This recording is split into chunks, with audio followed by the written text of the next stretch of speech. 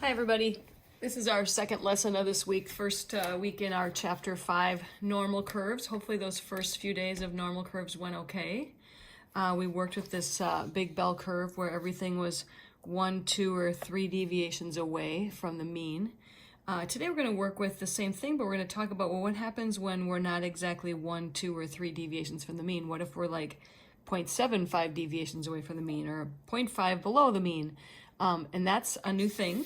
So if you could hopefully have the notes out from your packet, it says notes CU2, but it says standardizing Z-scores. Z-scores can be confusing for kids, but I just want you to understand that Z is just the thing we name. It's just a standard deviation. So we have this thing called the standard normal curve where the mean is in the middle, like it was in the big bell. But if you're exactly in the middle, your Z-score is going to be 0. You're right in the middle. If you're at the mean, your Z-score is 0. If you're 1 deviation above, your Z-score is 1. And if you're 2 deviations above, it's 2. If you go below to the left of the mean, you're going to be -1 and then -2, and then we got 2, and then we could go like -3 or +3. That's what our big bell curve did. So a Z-score is just how many standard deviations you are from the mean. To get a Z-score, this is the formula that you're going to use over and over again for today's assignment and for next week as well. We're going to use that Z-score formula a lot. That just stands for Z-score, which is just a standard deviation, equals X is the number that they're going to give you. That's the mean, and that's the standard deviation. So it's just X minus the mean divided by the standard deviation. That's how that works. Okay, so it says Z tells us how many standard deviations the original observation falls from the mean, plus or minus, above or below. So these are already worked out for you, but I'm going to kind of talk you through them here. It says, let's say the ACT scores were normal with a mean. Remember, the mean is first, 21, standard deviation 4, and Sue got a 25. What is her Z-score? Or how many deviations is she from the mean? So if I plug the 25 in for X, 21 in for the mean, and 4 for the standard deviation, when you work that out, one thing I will caution you when you're doing Z-scores, make sure you either put this in a parenthesis or you hit equals before you divide by 4. So you'll go 25 minus 21. I would just hit equals and then divide it by 4. So her Z-score is 1, which you probably could just tell by looking. She was 1 standard deviation above the mean. John got a 27. What's his Z-score? So Z equals, I just plugged 27 in there. 21 for the mean, 4 for the standard deviation. 27 minus 21 is 6. 6 divided by 4 is 1.5. So John scored a little better. We know that. I mean, his actual score is higher than hers anyway, but he's also 1.5 deviations above the mean. Tom got a 20. So I put 20 in minus 21. That's going to give me a -1 divided by 4, which is -0.25. So he's a quarter of a deviation below the average. So who did best and who did worse? Well, John did the best. You can just tell by looking at his raw score, but his Z-score also. And then, Tom was the worst. If I was going to put them on a picture, remember here is 0, here's the mean, and John is over here at 1.5 above the mean, Sue's at 1, and Tom was at -0.25. So that's how you get a Z-score. The first part of today's homework, I'm just going to pull the homework out first and just do the first one. This is the homework for today. This side of the homework is basically just using that Z-score. So Z equals X minus mean over deviation. So for this particular problem, they're going to ask you to get a Z-score for each of these. So it says the average reading speed of students on a course is 450, so there's your mean, and the deviation is 70. What's the Z-score for 320? So I just do Z equals 320 minus 450 over 70. And when I do that, 320 minus 450 equals, divided by 70, that Z-score is a -1.85 or 86, I guess. That's what that would round to. You're supposed to do that for the rest as well. You don't have a lot of room here, but hopefully you can squeeze it in. But this side of the homework is basically just practicing finding Z-scores. The back side, or the rest of the notes here, is the calculator version of getting some answers with Z-scores. So we're going to try that right now with the second part. So finding areas or the percent under the normal curve. So I'm going to do a lot of shading today about what part of the curve I want. The calculator is always going to give the interval read left to right. So I'm going to have to give my calculator two numbers, left to right. I'm going to use second varse number 2, which, by the way, second varse is where we did the last unit. We did the binomial stuff. Remember that? Okay, so when I go second varse, we're going to be using number 2, which is the normal CDF button. That's what we're going to be using for basically this whole next section. And it would be really helpful if you drew the curves as well. So if I want to know what part of the curve is less than z equals 1.4, if I draw, remember zero's in the middle, so 1.4 is over here somewhere, and I'm talking about less than. So I want to know what part of this is shaded. Remember, the whole curve is 100%, so I know my answer is going to be more than 50%.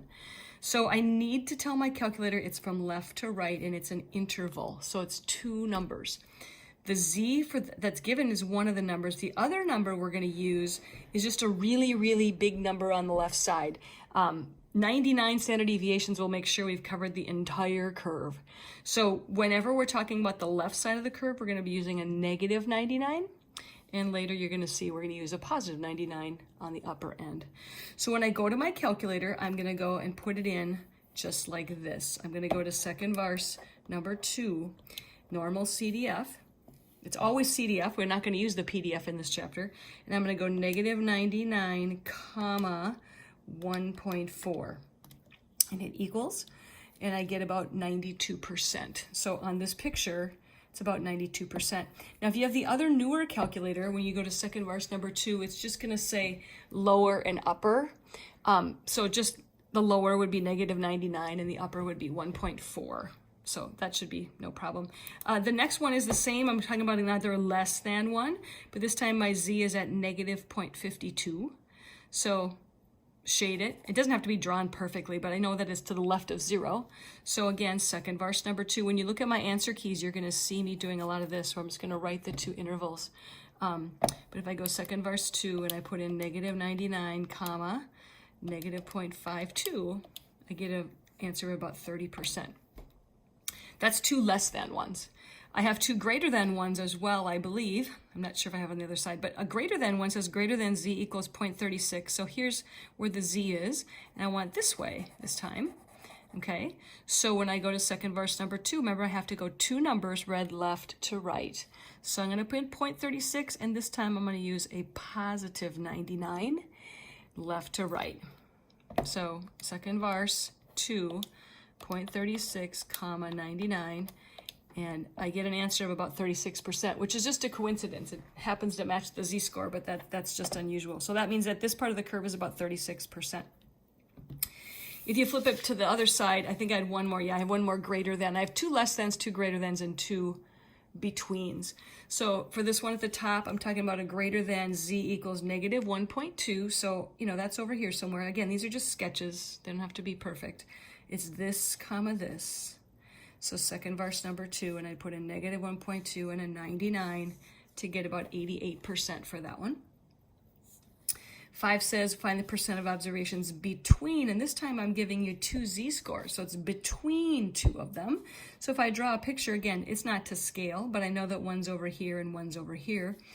When I go to my calculator this time, I don't need a 99. I have two numbers already. I'm going to use those two numbers. I'm going to go in negative 1.5, comma 2.1 and get that 92%. So that's a between. Here's another one. This is talking about between 1.1 and 3.2. So we're talking about, just a little chunk over here between these two. So 1.1, comma 3.2 gives me 13. But all of these were under second varse number 2, normal CDF. Finally, the bottom, we can use a button that will go in reverse. So if instead I give you the percent, can you go ahead and get me the z-score?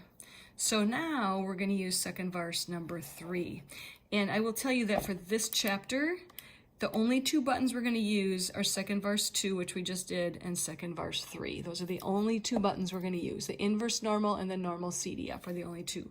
So when I give you a percent, you're going to be using that number 3. So it says find the point, the z-score, here's my z-score, I don't know, it's missing, where 35% would be shaded below it, okay? okay, 35%. So there's a button on my calculator called the inverse normal or the reverse. I go to that and I type in 0.35. So if I go to second verse 3, I type in 0.35. That's it, no commas, no anything. That gives me a negative 0.39. That's telling you that that z-score is negative 0.39. I could check it by doing second verse 2. What if I did that? So second verse 2, and I put in negative 99, comma, the answer that I just got, negative 0.39, I should get, oh, I got the wrong button here, second verse 2, sorry, negative 99, comma, negative 0.39, I should get 35%. Yep, I did. So it kind of all works together. Find the z-score for 70% below, okay? So I'm going to use that button again, that inverse normal button, second verse number 3, type in 0.70, and that gives me 0.52. So that z-score right there would be 0.52. The hardest part is at the very end here. If I want to know something that's falling above, these first two are below. So if this one says, what's the z-score right here, where 10% is above it? Well, unfortunately, your calculator can only figure out things from the left. I need the z-score for this. So if I do inverse normal 10%, I'm going to get a negative answer. Well, there's no way that this is negative. It's way over here on this right side of the curve. So what I need to do is tell my calculator, hey, the spot for 10 above is the same as 90 below. It's the same spot. So if I do inverse normal, number 3, of 90%, that gives me a z-score of 1.28. So that spot there is 1.28. And then the last one's very similar to that one above. 60% falling above, remember, is the same as the 40% below. So second verse number 3, but I'll put in 0.40. And it gives me a z-score of negative 0.25. So second verse 2 and 3 today for the back side of the worksheet. So the first part of your homework, remember, was just getting z-scores, okay? Then on the back, it's not a table anymore. We have our calculator, but it says draw curves. That's just to help you. So if I did this first one for you, this is talking about z being less than, here's maybe negative 1.34, because remember 0 is right there. So I'm talking about this direction. Remember we use a negative 99 on that? So if you look at my answer key, I might have even written all this out, but second verse number 2, and I put in negative 99 and a negative 1.34 to get that answer, because that's a less than. By the way, this less than could also stand for a pointer. That just means we want that side, versus this one down here, we want the other way. So if I go to second verse 2 and put in negative 99, comma, negative 1.34, I get about 9%. It's about 9%. So this part of the curve, it's about 9. You can write it as a percent or a decimal, either one. So these are all practicing with that. And then the very bottom one is, again, where you're going to use second verse number 3. Give that a try. Inverse normal. Actually, this one I think was the one we had in the notes exactly anyway. So give it a try. I know it's a little confusing. It's heavy on the calculator. Just keep remembering it's second verse numbers 2 and 3. And then remember the z-score formula, which is just x minus mean over standard deviation.